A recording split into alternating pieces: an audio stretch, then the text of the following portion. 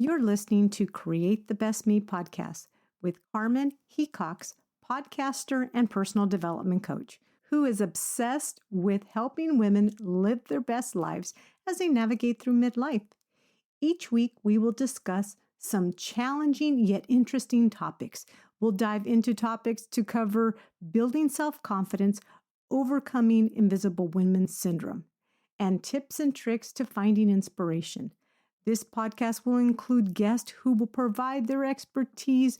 Find a comfortable seat and let's discuss these life-changing conversations. Is burning the boats moment a common practice for people who have nothing to lose, or is it something only younger people do? Today I'm going to talk about my burning boat moments and stepping out of my comfort zone. Next, I'm going to challenge you to get uncomfortable and begin to take baby steps toward burning your boats. In my early 20s, I was a single mother of 2, under the age of 3, living with my mother. I had the typical challenges any young mother would have: money insecurity, unaffordable daycare, unreliable transportation, but most of all, I lacked self-confidence. I knew there was a better life waiting for me and my small family, but I needed to venture out and find it. My solution was to create a different environment and believe that I can provide a better life for my family. As many women who have found themselves in similar situations, I felt helplessness and stuck. I knew the only person who could get me out of this rut was myself. I needed to create drastic changes. So I did the craziest thing any single mother could ever do. I moved my small family almost 300 miles away from my comfort home. Have you ever heard anyone say it's time to burn the boats? The concept is traced back to Hernán Cortés in 1519, who led 600 Spaniards by boat to Mexico. The goal was to capture treasures. Upon arrival, Cortés made history by destroying his ships. His actions were clear to his men. There was no turning back. They would win or they would die. I know this sounds drastic. My point here is my burning boat moment was when I secured a job and signed a 1-year lease for an apartment 300 miles away from my secured place I called home. Like Cortés, I was either going to succeed in my newfound home with my children, or I was going to fail and move back with my mother. Don't get me wrong, living at home was great, but I needed a place where I could grow into becoming the woman I was born to be. I knew if I didn't make myself uncomfortable, I'd remain in my comfort zone and wouldn't have explored my full potential.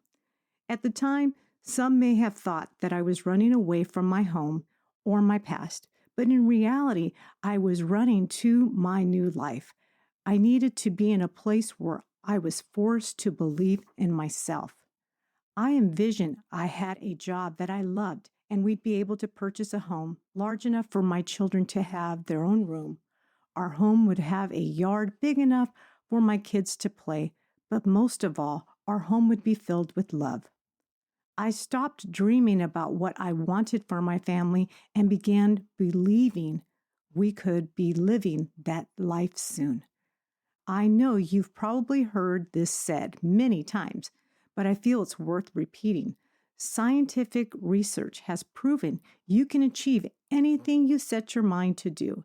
It's quite fascinating when you take a moment and process what science has proven to be true. In other words, you can train your mind to give you the results that you really want. I know what you're thinking right now, and I agree. It's much easier said than done. So let me give you an example. I know there are people who live with a fixated mindset. If it's not broken, don't fix it.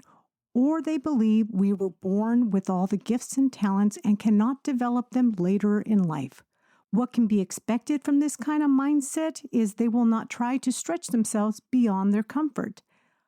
The world around them will continue to evolve, but just like the flip phone, they will become obsolete.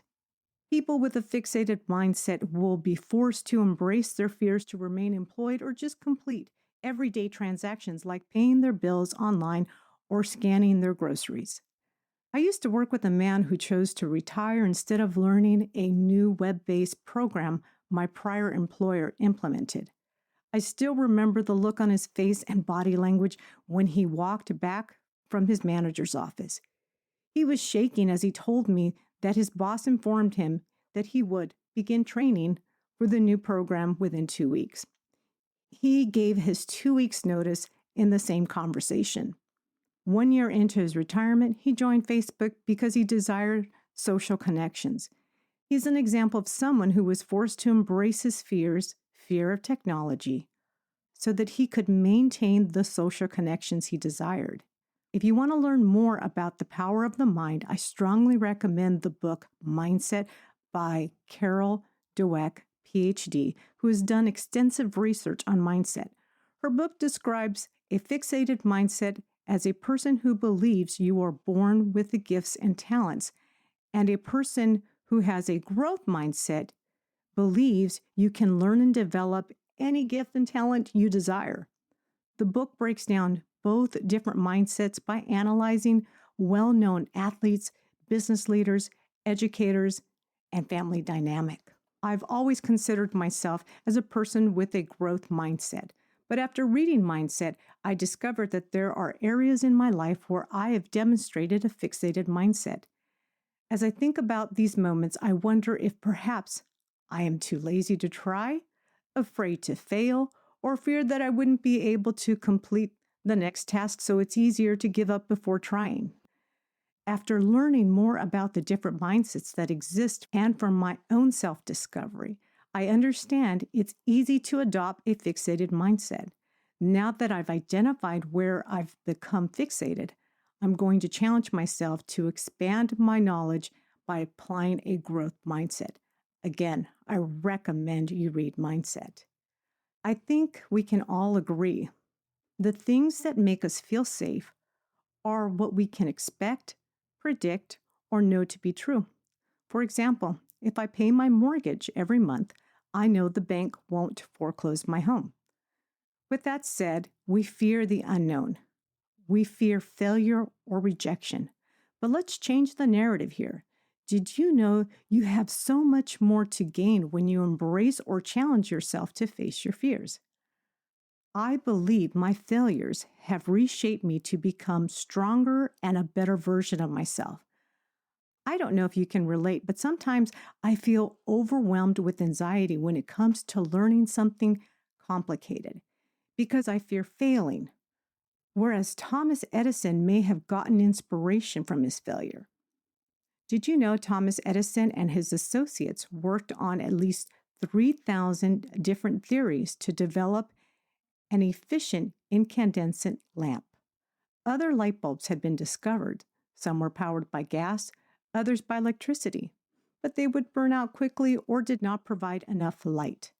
After many failed attempts and within 2 years, he finally patented the Edison lamp. I really love this quote by Thomas Edison.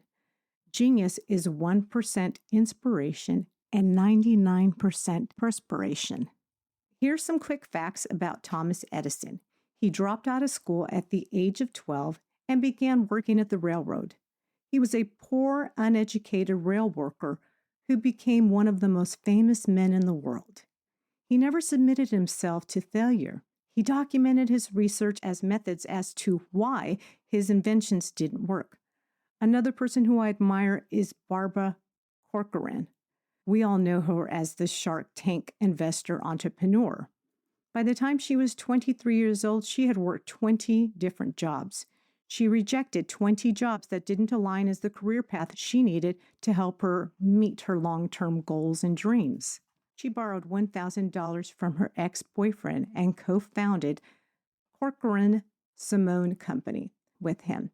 After 7 years, she formed her own firm, the Corcoran Firm. Barbara's net worth is roughly $100 million as per Celebrity Net Worth at the time of this recording. Barbara told NBC Make It, growing up, she was labeled as a dumb kid because she couldn't read or write. She was a straight D student throughout her childhood. Her inspiration came from her mother, who told her, "You have a wonderful imagination. You'll learn to fill in the blanks." What a beautiful and powerful message. As a mother myself, this is what I hear. Believe in yourself like I do. Trust that you will find the solution. You will do amazing things. Don't worry about being scared because everything will fall into place if you believe and trust yourself. Oh my, I'm not sure if that's what the message really means, but geez, it just gave me goosebumps. What fascinates me about Barbara is she knew who she wanted to become and was not afraid to walk away from jobs that wouldn't help her reach her full potential. Perhaps some might say she's always been fearless, or maybe she learned to do things scared. I think we can all agree we need to become fearless and bold when it comes to doing things that will make us happy at the end. Think about it for just 1 second. I bet your greatest accomplishments have come when you forced yourself to do things scared. It could have been applying for the job you didn't feel you were qualified for, asking for a raise, or buying your first home. I bet you were fearless. Being courageous to face your fears or rejection is something we encourage our kids, peers, or mentees to do, and is something we do less because we feel that we have so much more to lose if we fail. But today we're going to make changes. We are going to become fearless rejection seekers with a growth mindset. What do you want to accomplish? Find out what you need to do or learn to get those things done, and open your mind to make it happen. I promise the rewards are filled with endless possibilities. If you don't believe me, just think about Thomas Edison and Barbara Corcoran, who are pillar examples of what can be accomplished.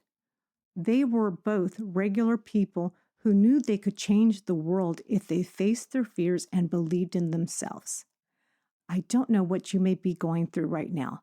Maybe you've never expressed your thoughts or opinions, or perhaps you're just waiting for the right time to move forward. Well, guess what? The right time is now. I'll let you in on a little secret. Speaking into a microphone makes me feel uncomfortable, but I know someone needs to hear this message. So if my acts of getting uncomfortable inspires you to get uncomfortable, face your fears, and take action, then my mission has been accomplished, and we will begin to burn our mini boats together. I challenge you to believe you can achieve great things. Know that this moment is the right time. Get uncomfortable, face your fears, take baby steps so that you can prepare yourself for the big burning boats moments. So to wrap things up, my burning boat moment helped me figure out who I was supposed to become. I developed strong relationships, graduated from college, raised 2 amazing adults, and most of all, I didn't have to move back home. Now tell me, what's going to be your burning boat moment? Thank you for tuning in to another episode of Create the Best Me podcast. If you haven't already done so, please hit subscribe. I would love to hear more from you on topics you want to hear. Let me know in the comments. If you want copies of today's show notes, head on over to createthebestme.com. This is Carmen Heacock signing off. See you next time.